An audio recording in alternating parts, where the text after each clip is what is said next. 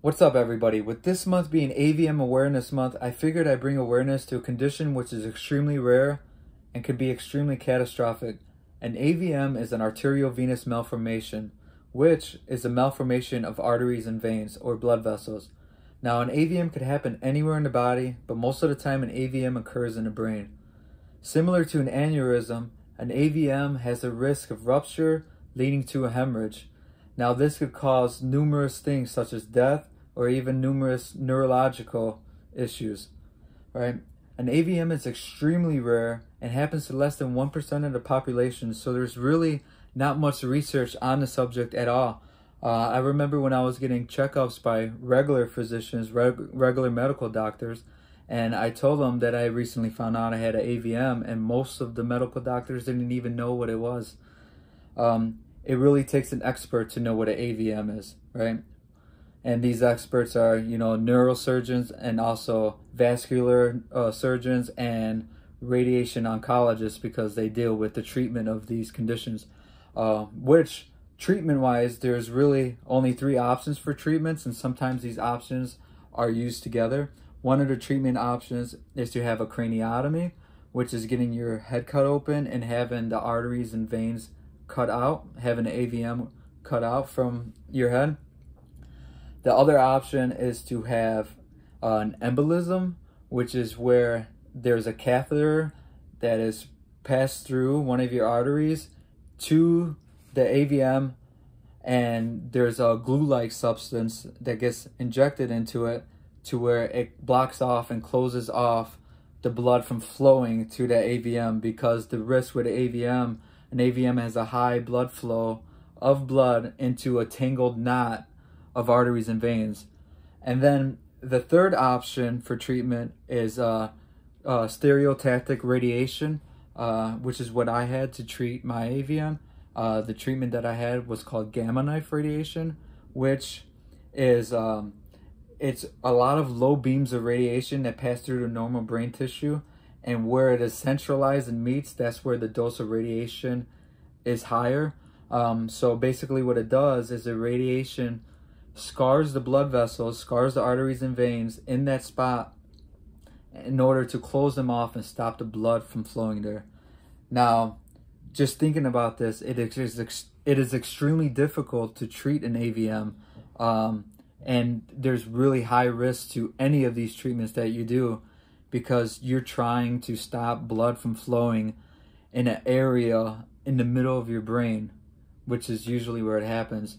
So it's really high risk to have any type of surgery for this. Most people actually find out they have an AVM the hard way, right? Most people find out they have an AVM when they have a brain hemorrhage, right? They have a stroke or they have a brain hemorrhage, and they find out they have an AVM because they wake up in the hospital from being in a coma or having a stroke. I was fortunate enough to find out accidentally while processing for the fire department here in Chicago. It was a blessing in disguise. I actually had some hearing loss in one of my ears, so the ENT doctor told me to have an MRI to check if I might have a tumor by my ear, which I thought he was crazy. I was like, I'm 24 years old, I'm healthy, there can't be nothing wrong with me. And something told me when I left, maybe I should take this MRI. So I talked with my mom on the phone, and I got information on where to get an MRI, because she had one taken before. And I took the MRI, and a few days before I was going to start the fire academy, I found out I had a lesion. And me not knowing any medical terms or anything, I just thought a lesion was nothing. So I kind of was trying to avoid even going in to the doctor to get the results of my MRI, because I wanted to start the academy.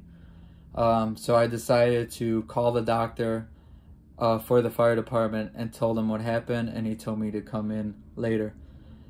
But anyways, fast forward to that day, I went in, and the ENT showed me the MRI, and he said he didn't know what it was. So he had a neurosurgeon come in, and the neurosurgeon had told me that I had an AVM, and he went over it and told me all the effects that an AVM has and all the risk that comes with it. And when I found this out, it put me in a different place and got me extremely scared. I had a very big AVM as well. I had a grade 4 AVM, which is, they grade it from 1 through 5, and 5 is like the highest, and they really can't do treatment for it because it's too high risk. And I had a grade 4 because of the size of my AVM, the location, and the type of blood flow as well, and where in the brain it was, right? So for my case, if I were to have any hemorrhage happen to me, one, of course, you know, there was always the risk of death, but also I would have neurological, I would have paralysis of my leg and also impaired vision, which was told to me. I spent a lot of time getting opinions from multiple doctors because it was told to me that mine was very high risk and I should do something about it, or I potentially risk having a brain hemorrhage in the future. So I spent about 6 months researching and talking to different doctors here in Chicago, and as well as I reached out to other neurosurgeons in different states to get their opinions, some of the top neurosurgeons in the world, just to make sure my opinions line up. I was lucky and I was blessed to be under my mom's insurance, so that was extremely lucky as well. I was 24 years old, so I still had some time to have medical insurance, which is extremely important. So after getting opinions from numerous doctors, I went with the doctor that I felt most comfortable with, and as well as his opinion lined up with the other top doctors. So when I got opinions, I had a lot of different opinions from people, from neurosurgeons and radiation oncologists. Some were telling me not to do anything that's too high risk, and some were telling me just, you know, kind of what to do, kind of not making me feel comfortable. It was basically like kind of just like scaring me. Like I feel like some doctors gotta know how to talk to a patient and, you know, make them feel comfortable. I don't know, I had a few that it was like, whoa, you're really scaring me with this really big decision that I have to make. But I found a doctor here who I consider the best doctor in the world, and I got his opinion, and from the very moment of me walking into the office with him, I felt just like this warm, welcoming feeling, and I don't know, it's just, I felt like he was the one that I was going to go with treatment, even though right after having an opinion from him, I still went to a few others. So basically with this doctor, he told me I had a 60% chance that my AVM would go away with gamma knife radiation. Most of the doctors told me that I would have to have gamma knife radiation. Even this doctor, most of the doctors told me that I would have to have gamma knife radiation as well as a craniotomy in order to obliterate or, you know, get rid of my AVM. So I went with that. It was too high of a risk to do, you know, an embolism, which is putting the glue in. It was way too high of a risk. Doctor said that if I did do an embolism, I would probably have a rupture and a hemorrhage. So I couldn't do that. So really my only option was to have gamma knife radiation, and that was only going to make the AVM smaller to cut it out. So, you know, after a lot of thinking, a lot of time thinking, I decided to get gamma knife radiation. When I had gamma knife radiation, there was 2-stage treatments, right? I had 2 doses of radiation. Basically what they did was I did an MRI. No, I didn't do an MRI again. I had to do a lot of MRIs for this, by the way. I had to do an what's it called? An angiogram, sorry. I had to do an angiogram, which I did 2 of those as well. Well, now 3. I think I did 3 angiograms in total, which an angiogram is where you have a catheter that is put through your artery and it goes to about your neck, and the catheter injects dye so they could take pictures of your blood vessels. It gives you a more accurate image than an MRI to measure your blood vessels. So when I had treatment for gamma knife radiation, I had to do an angiogram before just to make sure they had the right images, because it's your brain. Almost everything had to be perfect, right? So after I did my angiogram, I had to have this cage put on me in order to keep me still when I had radiation, right? So they put this cage on my head so I don't move while I have radiation. Well, while my doctor, after the angiogram and putting the cage on, the doctor spent about 11 hours before I actually had treatment for it. He spent 11 hours coming up with a plan, and I remember he came into the room kind of halfway through, and he apologized to me, and he said, "I'm sorry this is taking so long, but I have to make this absolutely perfect." And, my thought right away when he did that was, of course, I would rather you take as long as you want when you're going to do surgery on, when you're going to do radio surgery on my brain.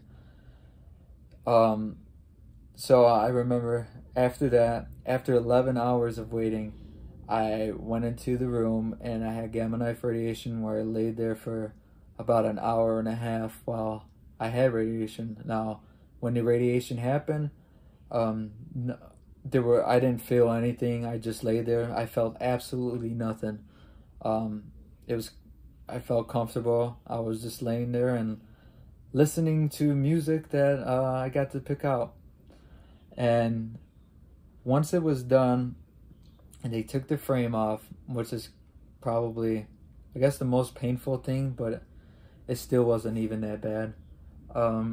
But I had the frame taken off, and then I was given a steroid just to make sure I don't get much brain swelling, which is edema. So I had to have a shot for a steroid to help with not getting any swelling of the brain. Then after that, my treatment, he told me I had to have 2 stage treatments of radiation. So that was the first treatment, and then I think it was 4 months later, I'm pretty sure, 4 months later, I had the second treatment, which I went in and I think that time I did an MRI again, and then did the second treatment of radiation, which was, again, I think it was like an hour, again, just laying there. And fast forward over time, the first year after the treatment, there was very little progress. There almost no progress at all. So I felt a little discouraged, but really all what you could do after is wait.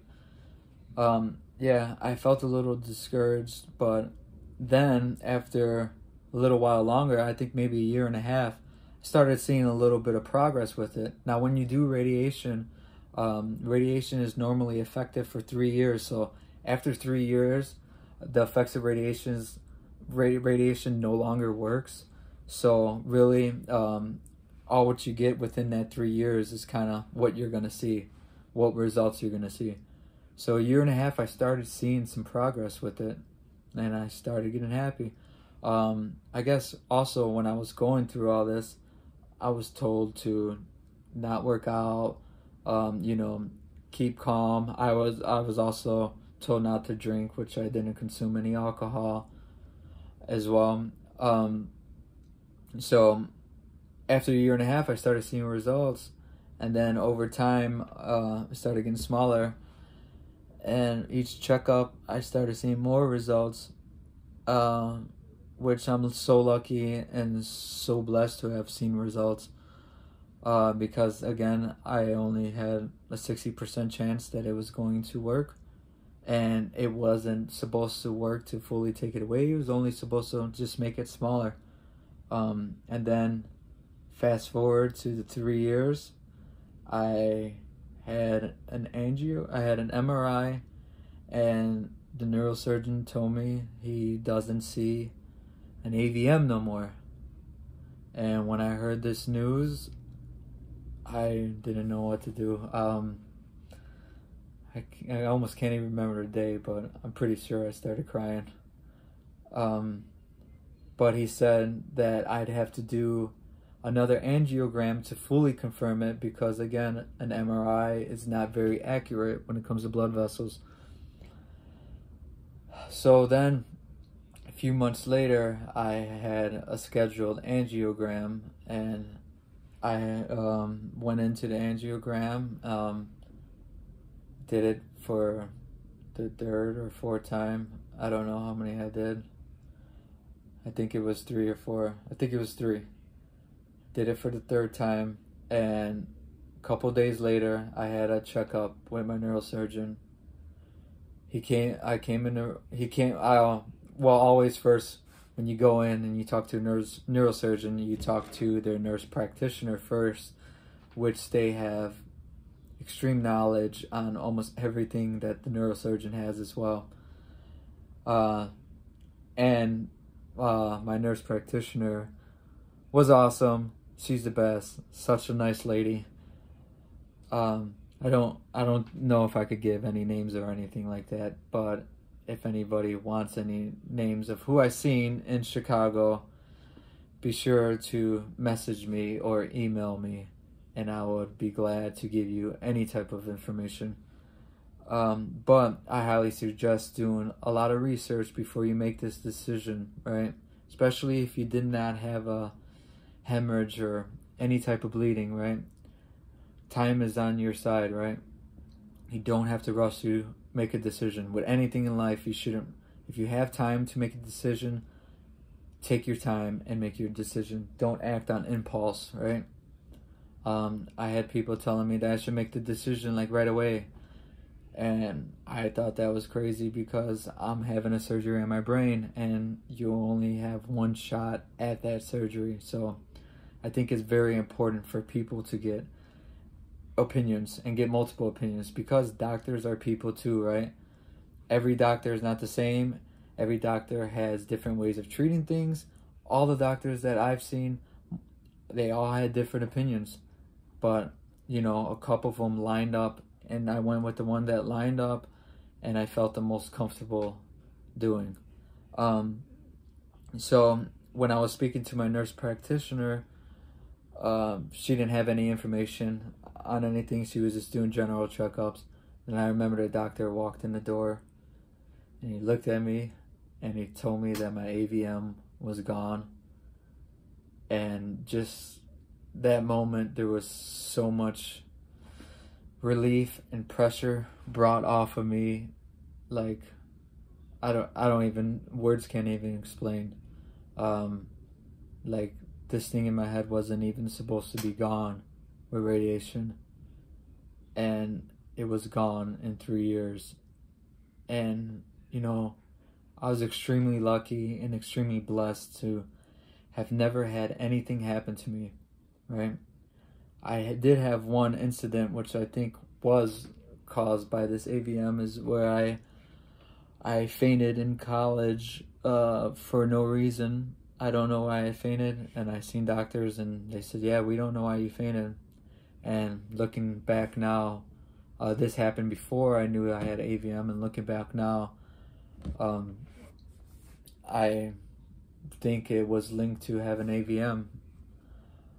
But other than that, I really had nothing happen to me. And most people who find out they have an AVM find out the hard way by finding out through an hemorrhage, because nobody takes an MRI on your brain. Nobody checks their brain, right?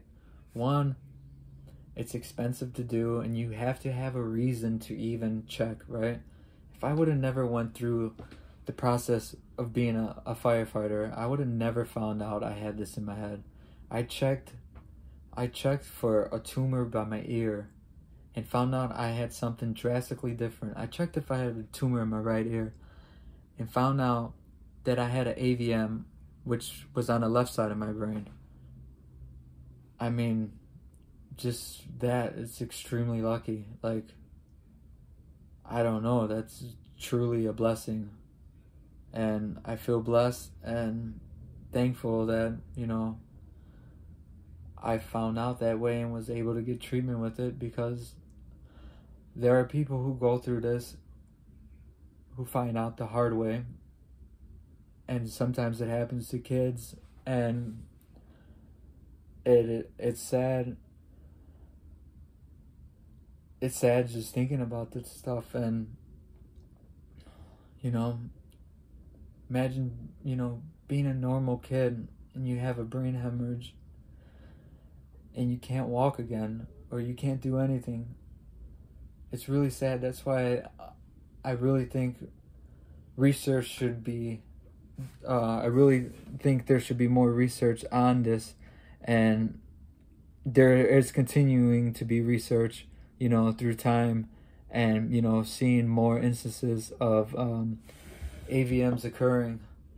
But yeah, if you have an AVM, recently found out your AVM, or got rid of AVM, I think it's very good to be vocal about it and share your story with other people, because, you know, you never know, it might help somebody out. It's a very stressful decision. You know, I went through a lot of anxiety when I found out that I had this, because I didn't know what to do. You know, I had to make a huge decision, just like anybody else has to make a huge decision with treatment for an AVM. But if you have one, know somebody who has one. I think it's a good thing to share the knowledge and information with other people, because it will help somebody when they're trying to make this decision. When I found out I had an AVM, I found a site called AVM Survivors, which is a support group, and on that site there are people who had treatment for an AVM, have a treatment for an AVM, or had a relative with an AVM, and these people share their experiences and share information as well. I talked to so many different people and met friends through it. I haven't been on it in a while, which I feel like I should get back on it. I'm going to have a link to some of these things for donating money, or even for AVM Survivors page. I'll have links to that in the description. If you have any questions, concerns, or really just anything, or just need somebody to talk to, you could comment below, or you could even email me. My email will be provided as well in the description. And yeah, if you just need anybody to talk to, feel free to reach out. But yeah, that was a lot of information, a lot of things to get, a lot of things to get out, especially doing this in one go. I'm very bad at speaking in public, but just talking about something that is extremely important to me, and, you know, affected my life and affects other people's life. I'm glad I made this video to take the time to bring awareness to a condition which, again, is extremely rare.